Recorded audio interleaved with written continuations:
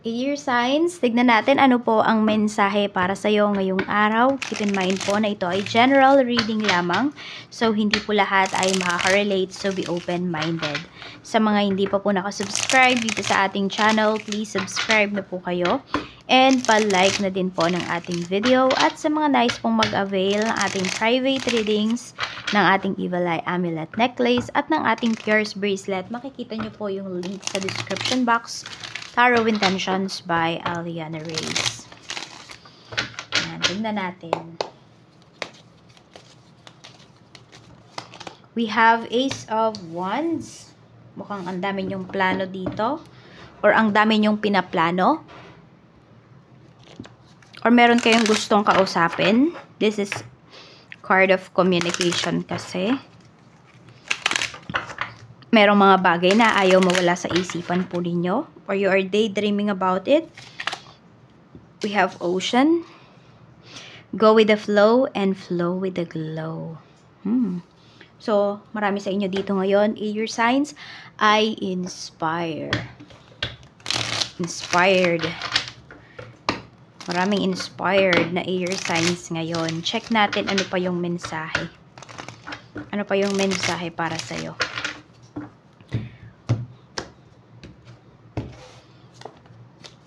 Ten of Pentacles. Wow, ang daming inspire.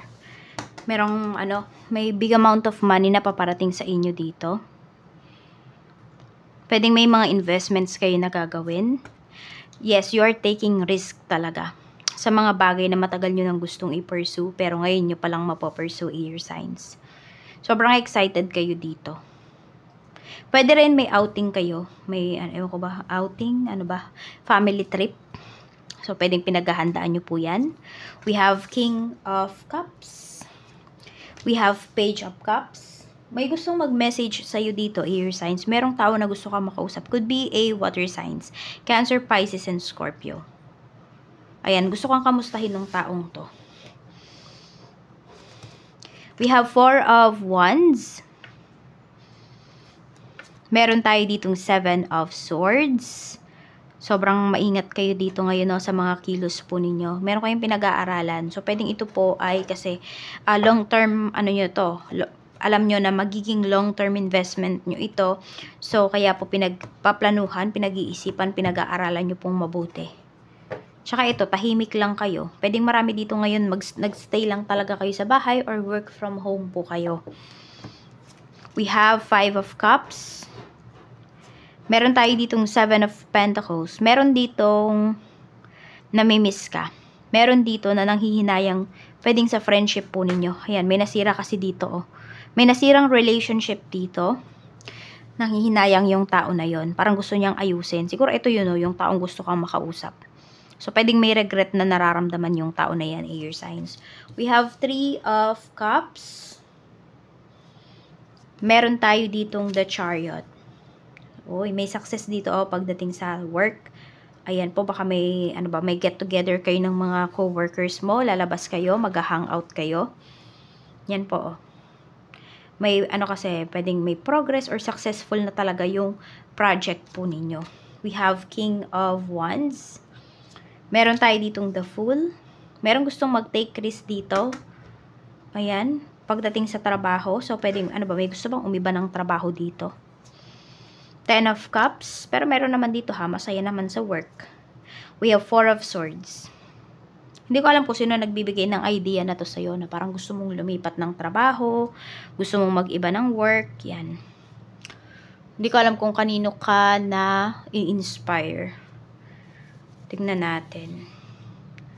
Ayan, marami naman dito, happy naman kayo sa work ninyo. Siguro lang, meron dito, happy kayo, pero,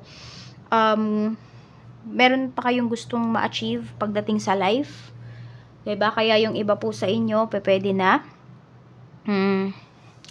naghahanap pa kayo ng mga bagay na mas makakapag-boost pa po ng inyong self-confidence, makakapagbigay pa sa inyo ng growth. We have King of Pentacles. So, ayan, may manlilibre yata sa inyo ngayon. Ayan po. Meron tayong Seven of Cups.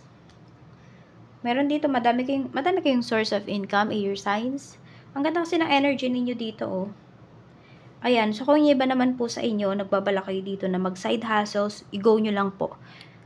Kahit ilang mga side hustles yan. Kasi di ba kung maipon yung pera nyo dyan, yung kikitain po ninyo, malaki na rin po yan. We have the Hermit. Meron bang nagre-review? Kaya yung iba dito parang nasa bahay lang, nagre-review kayo. Meron kayong pinaghahandaan. Medyo kinakabahan na nga yung iba sa inyo dito. We have Knight of Swords. Parang ayaw nyo muna ng distractions. Ayan nga, tahimik lang talaga kayo dito. O gusto nyo ng katahimikan. So, ayan, baka meron dito, uminit yung ulo ninyo ngayong araw kasi merong mga makukulit na merong mga mang-aabala sa inyo dito. Mga abala, ayan, mukhang pupuntahan pa kayo sa bahay para manghiram ng pera, yung tipong ganyan. So, medyo nakakaabala talaga, air signs. We have the World. So, meron ba kayong family members dito na uuwi? Ayan, so, pwedeng may get together, may family gatherings, ayan po. Or meron dito ikakasal na friend mo pero hindi ka makakapunta kasi yung iba sa inyo, it's either nasa ibang bansa yung friend mo or kayo po yung nasa ibang bansa. O, pwedeng hindi friend yan. Pwedeng, it's either one of your family members. We have 9 of Wands. Okay. Meron dito, parang gusto niyang ipaglaban or gusto kanyang kausapin. Basta parang madaming gustong kumausap sa'yo, air signs. Meron dito gustong malinawan. Meron naman dito pwedeng gusto niyang ayusin nga yung relationship ninyong dalawa. Ito ay yung relationship na to pwedeng hindi lang to relationship para sa love life Pwedeng friendship, pwedeng family relationship yan. Okay, tingnan pa natin ano pa yung mensahe para sa'yo. Tingnan natin. Okay, so ito meron kayong big dito gagawin na decision. Big moves. Pwedeng magre-relocate yung iba sa inyo. Meron din naman po dito bibili ng bahay or magpapagawa kayo ng bahay. Ayan, baka magpaparenovate yung iba sa inyo. Tingnan natin. Ano pa yung mensahe? O kayo to, baka nasa ibang bansa kayo. Gusto nyong ipa-renovate yung bahay po ninyo. So, yan, pwedeng uumpisahan na siya. Tignan natin. Ano pa yung mensahe? Okay. Baka may iniiwasan kayo dito. Ayan. Or meron kayong napapansin sa mga nakakasalo mo sa pagkain. Yan Sa salo-salo na to, may mapapansin ka. Parang may kakaiba. Parang may, hindi ko alam kung negative energy. Basta may mapapansin ka. Tignan mo na lang kung ano yan. Kasi marami naman sa inyo, air signs, ay observer naman po kayo. Basta ewan ko ba kung ano itong mapapansin mo pagdating dito sa family members mo. Or kung sino man itong mga makakasalo mo sa pagkain. Hindi mo ma-pinpoint, pero may napapansin kang kakaiba. Alam mo yung nafe-feel ko ngayon, parang nababother ako. Dun sa kung ano yung pwede kong malaman. Dun sa kung makakasalo ko. Parang ganun. Ganun yung nararamdaman ko ngayon. Parang hindi kayo mapakali. Parang may information kayo na nasasaga, pero hindi nyo maintindihan kung ano. Tingnan natin ano pa yung mensahe. Ayan so may magyayaya po talaga sa'yo dito. Air signs, yan. May magyayaya sa'yo dito. So, mukhang pupunta ka naman or sasama ka naman.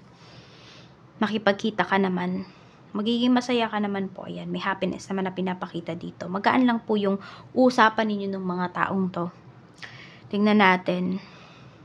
Okay, may nagsisisi talaga dito na niloko ka niya or may nagsisisi dito na sinaktan ka niya. Kasi ngayon, air signs, tumatahimik ka na lang talaga Kaya parang kahit ano yung pakiusap ng taong to, pwedeng ayaw mo na talaga siyang kausapin. Wala ka ng trust sa taong yun. So, sinayang niya yung trust, yung love, yung loyalty mo. Kaya, ayun, kahit anong gawin niya ngayon, parang hindi niya na yun mababalik. Hindi niya na yun makukuha. Tingnan natin, ano pa yung mensahe. Okay, meron dito. Hindi ko alam kung may mga tinatayaan ba kayo. May mapapalalunan kasi kayo dito. Ayan po. Meron naman dito, kung ano man tong pinurso ninyo na trabaho, na business, ang dami pong maibibigay sa inyo. Sasakyan, bahay, financial. So, lahat po yan, air signs, pwedeng-pwede po ninyong makuha. Napakaganda ng energy na to. Ayan. Pero, syempre, hard work po ito True hard work ito. Hindi siya madali. So, kailangan nyo talaga dito is consistency. Diba? Hindi pwede na ngayon lang, ngayon kayo masigasig.